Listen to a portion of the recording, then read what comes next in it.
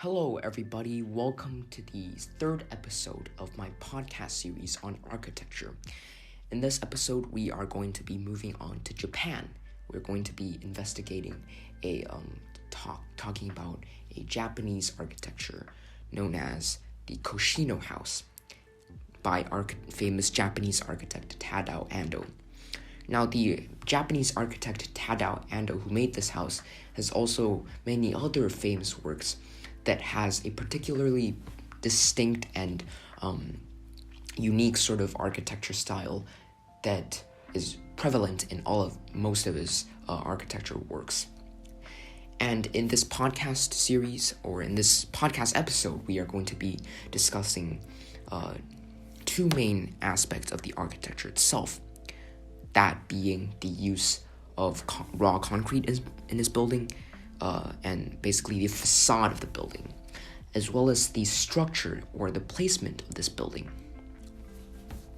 And apart from these two aspects about the architecture itself, we are going to be examining how the architect's life as well as his personal philosophies influenced his architectural style and decisions that is demonstrated in the Koshino house. So let us begin with the first aspect, which is the facade or the material of the building. So the main material that is used in this building is raw concrete. If you ever looked at a picture of the Koshino house or any other architectures of Tadao Ando, you can see that most of his buildings are basically a plain gray, especially the Koshino house are just on the outside gray and on the inside also gray. So why is this? Well, it's because they used a special type of material called raw concrete. And let's first discuss some of the functional aspects of raw concrete. Functional advantages, that is.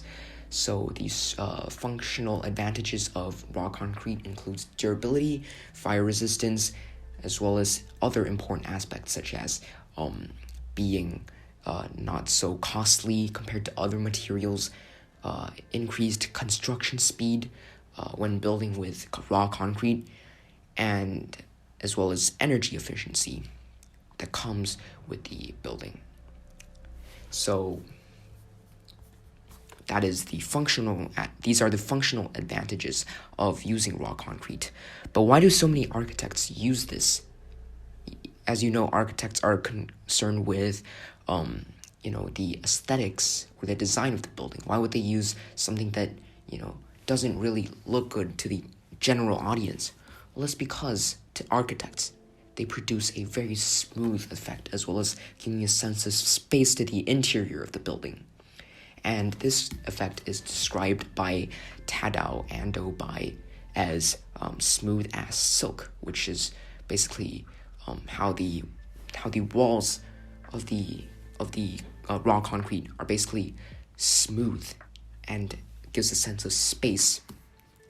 And this sense of space corroborates to Ando's architecture style in many of his other architectural works, and this style is known as the haiku effect. The haiku effect is a prominent feature in the Koshino house, and it is created primarily by the use of raw concrete to emphasize nothingness and empty space to demonstrate the beauty of simplicity. So, the main purpose of using raw concrete is to emphasize this sort of haiku effect, or the beauty of simplicity and space, and giving a sense of nothingness and the smoothness, all that. So this is why a lot of architects use this material to demonstrate simplicity. However, This contrasts greatly with some of the other aspects of the building, such as lighting, because in this building, Ando purposely complicated the lighting aspect of this building. So let's talk about the lighting in terms of the facade, obviously. So basically, narrow apertures have been punched through the facades on this building, and the result is actually some very complex crossings of natural light and shadow into the interior spaces. Now, this is completely contradictory to the simplicity of the interior, how the complex lighting and the simple sort of wall material really has this sort of contradiction. And this contradiction can be explained by Ando's philosophy and beliefs on what architecture is. So, in one of his biographies, he talked about how in all his works, light is a very important controlling factor, which explains actually why in this architecture he tries as much to control the lights and manipulate the natural lights in this building as possible. And he also said that I create enclosed spaces mainly by the means of thick concrete walls. The primary reason is to create a place for the individual, a zone for oneself within society. And when the external factors of a city's environment require the walls to be without openings, the interior must be especially full and satisfying. This demonstrates how his use of the simple concrete walls are a demonstration of enclosure for the individual within a society, according to him. And the lighting is obviously shown from his belief that light is a very important controlling factor. And it could be that the reason that the way that he wants the interior to be especially full and satisfying is to control the natural lights, allow the natural lights to flow into the interior. And these are some of the facade aspects of this building where raw concrete and lighting is manipulated on the level of the facade.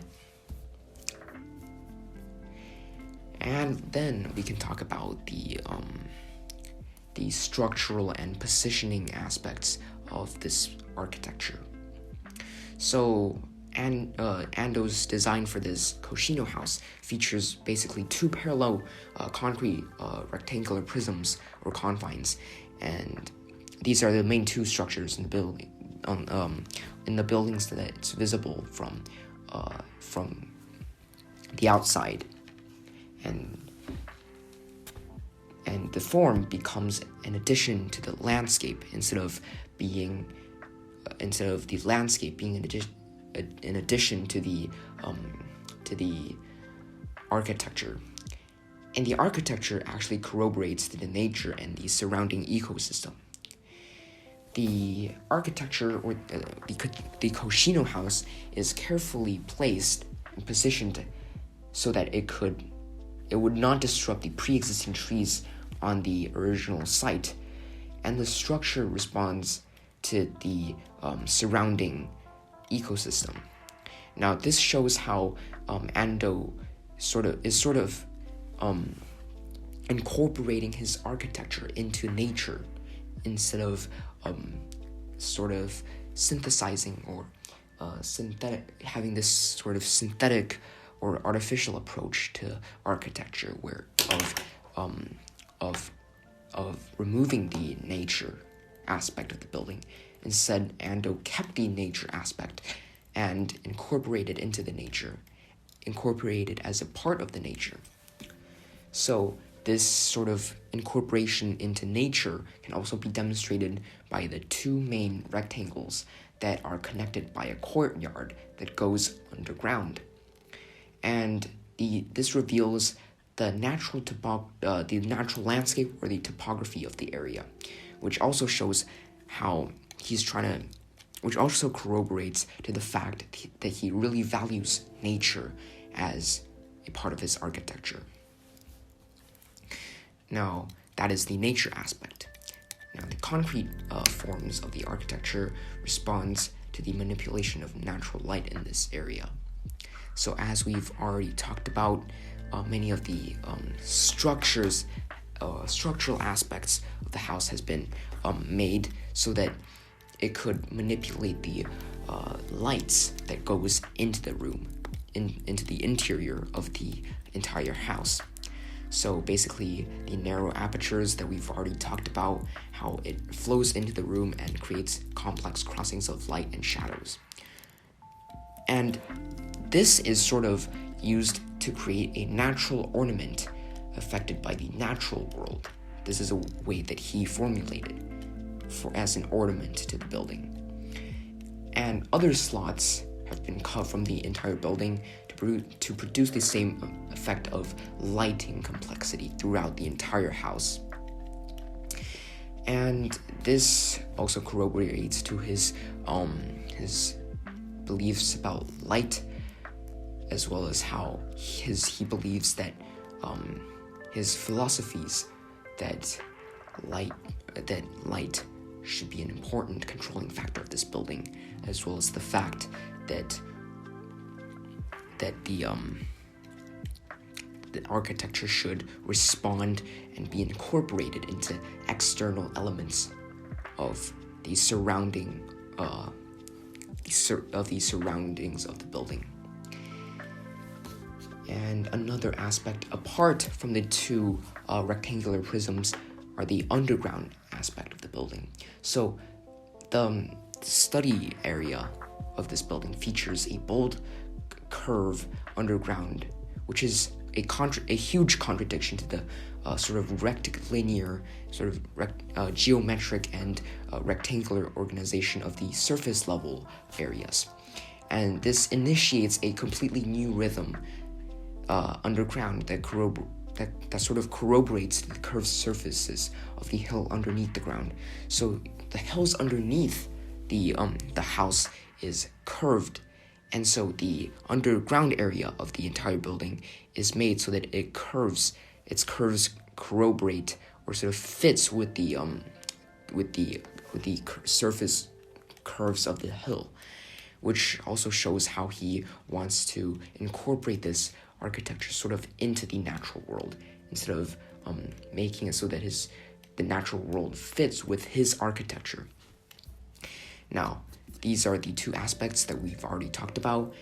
And to sum up, in this episode, we have talked about how Ando utilized raw concrete as well as his manipulation of the facade to manipulate light, as well as create a sense of emptiness and space and simplicity, while his lightings in the system or in this architecture sort of creates a complexity which contrasts the simplicity of the walls.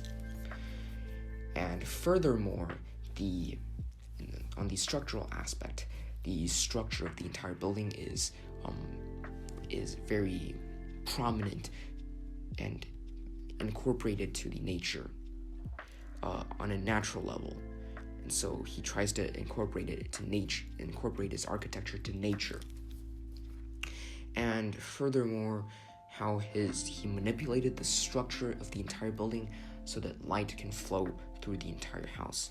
So the manipulation of light and the incorporation into nature can be shown from the structures and positioning of this architecture. And that is it for this episode of the podcast series. And yes, I find this architecture to be very interesting, and I'm looking forward to the next episode on episode 4. Thank you very much for listening, and have a good day. Bye.